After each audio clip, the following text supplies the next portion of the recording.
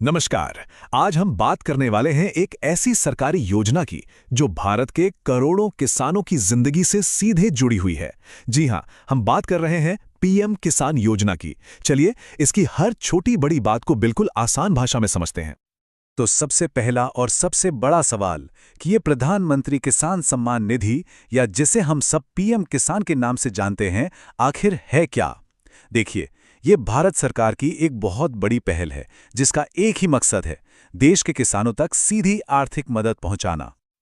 मतलब ये केंद्र सरकार का एक ऐसा प्रोग्राम है जिसमें पैसा बिना किसी बिचौलिए के सीधे किसानों के बैंक खातों में भेजा जाता है। इस सिस्टम को हम डायरेक्ट बेनिफिट ट्रांसफर यानी डीबीटी कहते हैं। इसका फायदा ये है कि किसान इस पैसे का इस्तेमाल अपनी खेती बाड़ी या घर की जरूरतों के लिए आज़ादी से कर सकते हैं। चलिए अब आते हैं सबसे काम की बात पर। इस योजना के तहत किसानों को असल में मिलता क्या है, कितनी आर्थिक मदद दी जाती है? तो ये जो रकम है वो है सालाना 6,000 रुपए। हर एलिजिबल किसान परिवार को एक साल में कुल 6,000 रुपए की सीधी आर्थिक सहायता मिलती है। हाँ, पर एक मिनट, ये 6,000 रुपए एक मुश्त यानी एक साथ नहीं दिए जाते। और इसके पीछे भी एक खास सोच है। इसे इस तरह बांटा गया है ताकि किसानों को साल भर एक नियमित सपोर्ट मिलता रहे।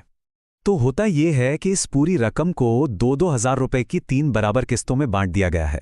यानी हर 4 महीने में एक बार 2,000 रुपए सीधे लाभार्थी के बैंक अकाउंट में जमा हो जाते हैं।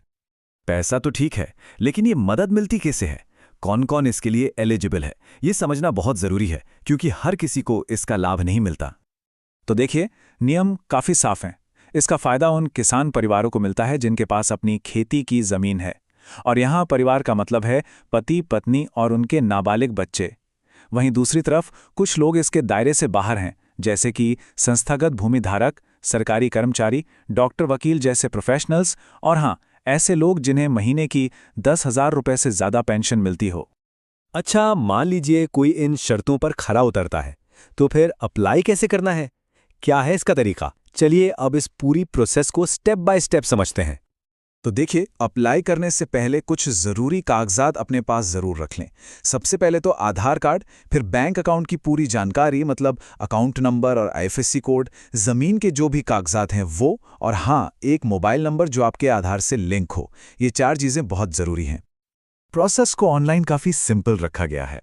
करना बस इतना है कि ऑफिशियल वेबसाइट pmkisan.gov.in पर जाना है। वहाँ एक फार्मर्स कॉर्नर का सेक्शन मिलेगा। बस उस पर जाकर न्यू फार्मर रजिस्ट्रेशन पर क्लिक करना है। फिर अपना आधार नंबर, बैंक डिटेल्स और ज़मीन की जानकारी भरनी है और फॉर्म सबमिट कर देना है। एक रेफरेंस नंबर मिलेगा, उसे संभाल कर रखना ज़रूरी है। अब देखिए, हर कोई तो ऑनलाइन प्रोसेस में कंफर्टेबल नहीं होता, तो उनके लिए भी एक रास्ता है। वो अपने पास के कॉमन सर्विस सेंटर, जिसे हम CSC भी कहते हैं, वहां जाकर मदद ले सकते हैं। तो ठीक है, अप्लाई तो कर दिया, लेकिन उसके बाद क्या? अब ये भी तो जानना होगा कि एप्लीकेशन का स्टेटस क्या है, नाम लिस्ट में आया भी या नहीं। स्टेटस चेक करना भी बहुत आसान है। उसी वेबसाइट pmkisan.gov.in पर जाइए। वहां बेनिफिशियरी लिस्ट का ऑप्शन मिलेगा। उस पर क्लिक करके अपना राज्य, फिर जिला, ब्लॉक और आखिर में गांव चुनना है। बस पूरी लिस्ट आपके सामने होगी और उसमें अपना नाम आसानी से ढूंढा जा सकता है। और अगर लिस्ट में नाम ना दिखे तो सबसे पहले तो घबराने की जरूरत नहीं है। ज्यादातर मामलों में ऐसा इसलिए होता है क्योंकि आपके दस्तावेजों में कोई जानकारी मैच नहीं हो रही होती।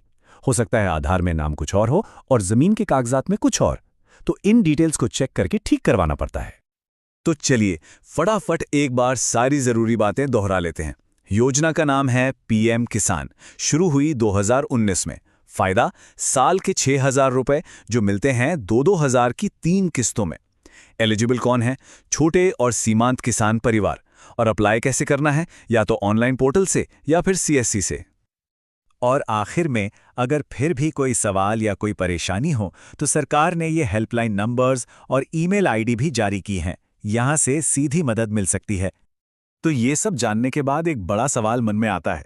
पीएम किसान जैसी योजनाएं जहां पैसा सीधे किसान के हाथ में जाता है, वो भारत में छोटे किसानों के भविष्य को आखिर किस तरह से बदल सकती हैं?